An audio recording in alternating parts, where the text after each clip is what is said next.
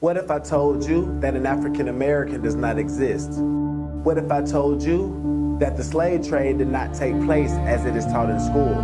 What if I told you that the so-called African American is really the American Indian? It all sounds as if I will be the one telling a lie, I'm sure. But what if the proof has been right in front of you, or at least readily available to those who seek to know such things? I am J.A.A, and this is the African American Deception.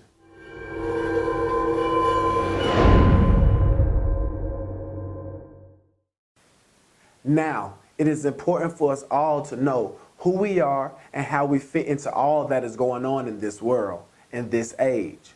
With all the turmoil brewing within the world and America in general, the constant fear projected from mainstream media isn't making it much easier for us to have a peace of mind. But through knowledge of self, most importantly, we can gain a sense of who we are and understand how we are connected to those around us. Through knowledge of self, a peace of mind can be garnered. And in this world, right now, we need a peace of mind more than ever before.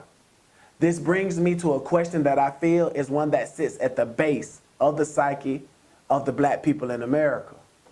So what if I told you that an African American does not exist?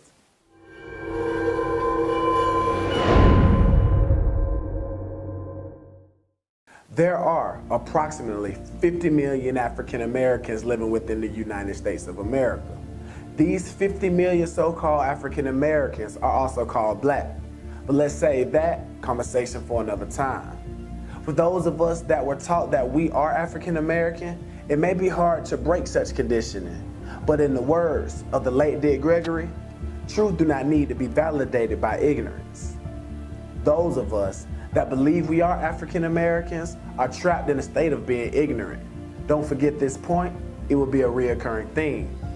I have always heard that the African American term was coined by Reverend Jesse Jackson. So I did some research to see what I could find on this term. The African American Registry, a non-profit education organization, referenced the following on their website. I quote, "The term African American has crept steadily into the nation's vocabulary since 1988, when the Reverend Jesse Jackson held a news conference to urge Americans to use it to refer to blacks.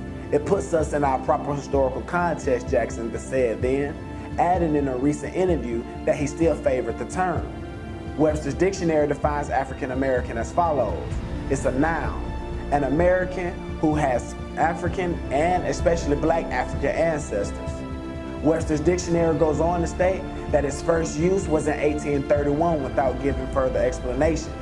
But that fact pushes the use of the term African American to a date prior to 1988, when Jesse Jackson coined the term. The New York Times published an article on April 20th, 2015, entitled, "Use of African American Dates to Nation's Early Days." Quote, "We think of it as a neutral alternative to older terms, one that resembles Italian American or Irish American," said Fred Shapiro, an associate director at the Yale Law School Library who found the reference. It is a very striking usage to see back in 1782. This article reveals that a director at Yale Law School Library discovered a printed reference in an anti-British sermon from 1782 that was credited to an anonymous African American. So we have the term African American being used as early as 1782 to reference so-called black people. The same people who in 1782 we would assume were slaves. At this point, you're probably saying, doesn't all this prove that African Americans do exist and were recognized as such even while in slavery? Well, not quite. Pay close attention to the fact that Fred Shapiro said the word African American resembles Italian American or Irish American, but it is not the same. Why? You have Italian and Irish, then you have African. What's the difference here? Italian and Irish are words that denote someone from the nation of Ireland, whether by birthplace or heritage. If the word African American were the same as Italian, Irish American, that would imply Africa as a nation. But it is not. It is a continent that contains more than 50 nations. So that brings us to the issue of nations and nationality. In the United States of America, the lines between nationality and race are blurred.